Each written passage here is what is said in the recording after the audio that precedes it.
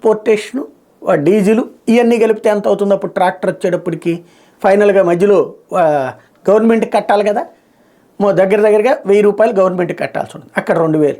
టోటల్గా చూసుకుంటే ఒక 5000 6000 రూపాయలు ట్రాక్టర్కి పడుతుంది, ఇది ఉట్టి బయటికి రావడానికి. ఇక ఆ తర్వాత మొత్తం చూసుకుంటే 10,000 రూపాయలు ట్రాక్టర్ అవుతుంది.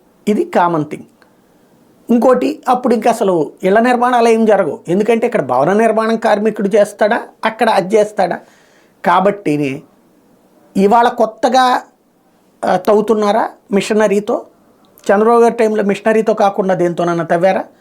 ఎక్కడ? ఎందుకు? చంద్రబాబు గారి ఇంటి బ్యాక్ సైడు ఇసుక అక్రమ తవ్వకాలు అంటూ అప్పట్లో ఎన్జీటీ పెనాల్టీ వేసిన 100 కోట్ల రూపాయలు దేనికి? వాస్తవంగా ఇసుక పేరుకుని ఉన్నది తవ్వాలి అంటే ఒడ్డుకొచ్చిందో లేకపోతే కనుక నదీ తీర ప్రాంతం అంతా అక్కడ తవ్వుకోవాలి, లేదా నదిలో మధ్యలో చిన్న సైజు ద్వీపాల్లాగా తయారవుతాయి కదా, అవి తవ్వుకోవాలి. కానీ అడుగున తవ్వారు అన్నటువంటిది ఆ రోజున పెనాల్టీ. బట్ ఆ రోజున ఎవరు రాయలేదు, సాక్షి వాళ్ళు రాసుకొచ్చారు, ఇప్పుడు వీళ్ళు రాసుకొస్తారు. బేసిక్గా ఇసుక అనేటువంటి దాని మీదన ప్రతి ఒక్కడూ సంపాదించుకుంటానే ఉన్నాడు ఆ రోజున ఈ రోజున. తేడా అలా ఏంటంటే ఆ రోజున 100కి 100 రూపాయలు మింగారు, ఈరోజు 100కి 80 రూపాయలు మింగుతున్నారు, 20 రూపాయలు గవర్నమెంట్కి ఇస్తున్నారు. ఇది కరెక్ట్గా నిజాయితీగా నిర్మోహమాటంగా మాట్లాడాలంటే. కానీ అప్పుడు శృంగారం, ఇప్పుడు వ్యభిచారం అన్నదే వార్తల వ్యవహార శైలి. దానికి అనుగుణంగా కోర్టులు, ఎన్జీటీలు ఇవన్నీ నడుస్తూనే ఉంటాయి.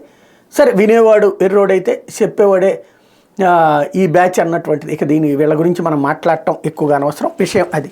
లేకపోతే నేను ఇంతకుముందు చాలా రోజుల నుండి చెప్తున్నా, పత్రికలలో ఇదివరకు పనిచేసేటటువంటి ఒక ఫోటోగ్రాఫరు, టీవీల్లో పనిచేసే ఒక వీడియోగ్రాఫరు, ఒక జర్నలిస్ట్ అంటే ఒక వాల్యూ ఉండేది, భయం ఉండేది. ఒక గందరగోళం జరుగుతున్న ప్రదేశానికి మేము వెళ్ళి మైకు చేతిలో పట్టుకుని, మేమేమి సినిమాల్లో హీరోలం కాదు, బట్ ప్రెస్ అనేటువంటిది లేదా టీవీ ఛానల్ లోగో చూపెట్టి ఇదిగో మేము ఇది తీస్తున్నాం, నీ ఇప్పుడు వాదన ఉంటే చెప్పు అనే వాళ్ళని తప్పించి రారా చూసుకుందాం అనే వాళ్ళం కాదు. రెండో పాయింట్ ఏంటంటే, మా యాజమాన్యాలు నిజాయితీగా ఉన్నాయి కాబట్టి ఆ రోజున మమ్మల్ని ఎవరూ కూడా బెదిరించారు చాలామంది, కానీ చంపడానికి రాలేదు. వస్తే ఒకవేళ గొడవకు వచ్చినవి ఉన్నాయి సందర్భాలు, చంపడానికి వచ్చినటువంటి సందర్భాలు ఉన్నాయి. అయితే వెంటనే సమాజం మాకు పాజిటివ్గా ఉండేది. ఏంది వాళ్ళ మీదకి వెళ్తావేంది, నువ్వు తప్పు చేస్తే అని మాట్లాడేవాళ్ళు.